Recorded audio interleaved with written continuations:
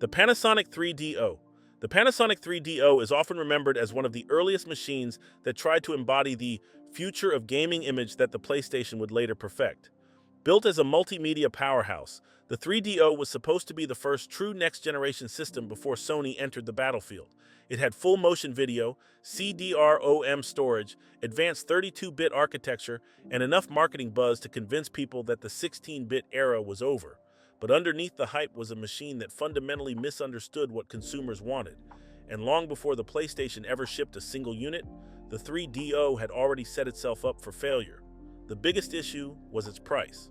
At launch, the 3DO cost an incredible $700. This wasn't a luxury console. It was a status symbol that no one asked for. Panasonic believed that cutting-edge technology justified the price tag, but Sony's later approach proved the opposite. PlayStation launched at a shockingly low price for the hardware it offered, and consumers immediately recognized the value. The 3DO, meanwhile, became the console equivalent of a high-end sports car with no roads to drive on. Sure, it was powerful, but very few people could afford to buy it, and even fewer developers knew how to take advantage of its capabilities. By the time PlayStation arrived, the 3DO was already in a downward spiral. Sony didn't just outperform it. Sony exposed the flaws in the 3DO philosophy. Panasonic wanted to push the industry forward with expensive hardware and cinematic vision, but PlayStation made games affordable, stylish, and developer-friendly. The 3DO became a relic almost instantly, a console that tried to predict the future, but ended up losing to the company that actually defined it, the Atari Jaguar. The Atari Jaguar is one of the most infamous examples of a console that tried to surpass PlayStation through raw power and marketing alone. Atari insisted their machine was the first true 64-bit console, plastering advertisements with slogans like "Do the math," and aggressively suggesting that anything less than 64-bit power was outdated. But despite all the big talk, the Jaguar's hardware was far more difficult to harness than Atari admitted. The architecture was notoriously complicated, built around two custom 32-bit chips and a Motorola 68000 processor that acted as a traffic cop. Developers hated this design. They struggled to get basic 3D effects running smoothly, and Atari offered very little in the way of development tools or documentation. The result was a library filled with titles that looked and played worse than what the upcoming PlayStation would later showcase. The promise of 64-bit superiority evaporated the moment players actually tried to play Jaguar games. Atari didn't just lose to PlayStation. The Jaguar proved that marketing alone can't save a console built on unstable foundations.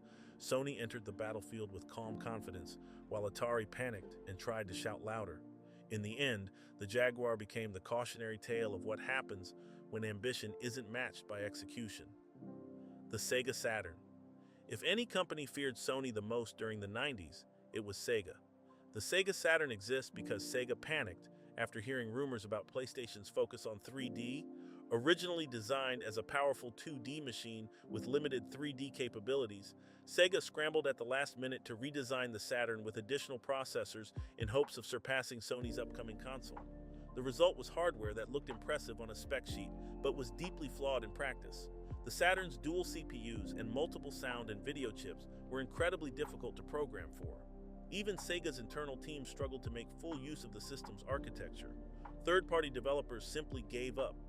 Meanwhile, Sony's PlayStation offered streamlined architecture with clean, straightforward development tools that allowed studios to rapidly prototype and finish games. Developers flocked to Sony not because it was easier in every sense, but because it allowed them creative freedom without the punishment of convoluted hardware. The downfall of the Saturn wasn't just a commercial failure, it was the beginning of the end for Sega as a hardware manufacturer. Sega tried desperately to copy and outmaneuver Sony, but their fear-driven decisions built a console that collapsed under its own complexity.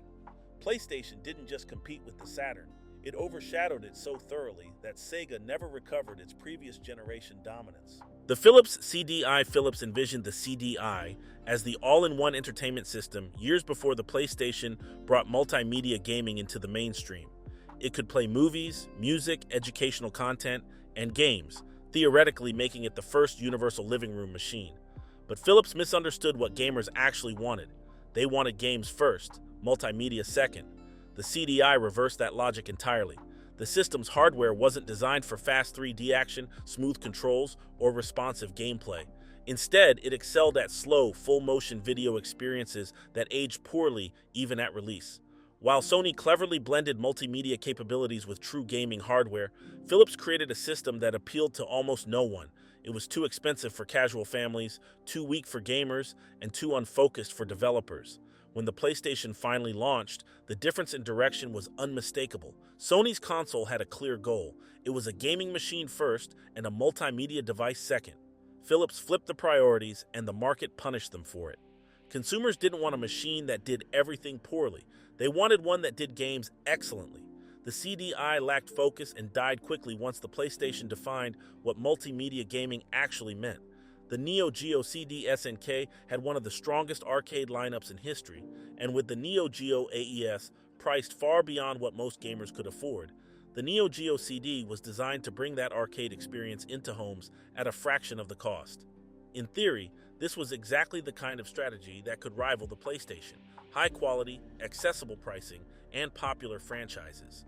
But the Neo Geo CD had a fatal flaw: its painfully slow loading times. Some games took over a minute to load between fights, turning fast-paced arcade titles into exercises in patience. PlayStation games were not only loading faster, but they were also pushing the boundaries of 3D gaming, making the Neo Geo CD feel like yesterday's technology, trapped in today's market. SNK's hardware simply couldn't compete with Sony's optimized CD-ROM system, and while fans remained loyal, the mass market moved on.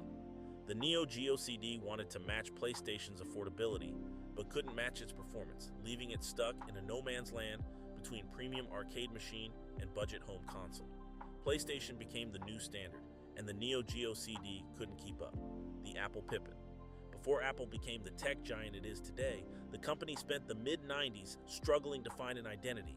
The Pippin is the clearest symbol of that era, a strange hybrid device that attempted to combine gaming, internet connectivity, educational software, and PC-like features. Apple saw the rising interest in multimedia gaming and wanted to create its own platform before Sony dominated the space. But the Pippin failed for one simple reason: Apple misunderstood the gaming market on every level. The console was too expensive, too underpowered, and too unfocused. Developers didn't know whether to treat it as a gaming console, a computer, or a digital learning tool. Consumers didn't know what it was supposed to be. And once PlayStation entered the world with a clear identity, a dedicated, stylish, powerful gaming machine, the Pippin instantly looked obsolete. Apple tried to copy Sony's multimedia strategy, but forgot the part where the PlayStation was also an incredible gaming platform. Without strong games, the Pippin became a footnote in Apple's long history of failed experiments. And those were the consoles that tried to copy the PlayStation's blueprint, style, multimedia vision, or developer strategy, and collapsed in the process. Some had ambition, some had innovation, but none understood the perfect balance of price, power, presentation, and identity that made PlayStation unstoppable. If you enjoyed this deep dive into gaming history, make sure to like the video, subscribe to Video Game Guy, and hit the notification bell so you never miss another story buried beneath the console.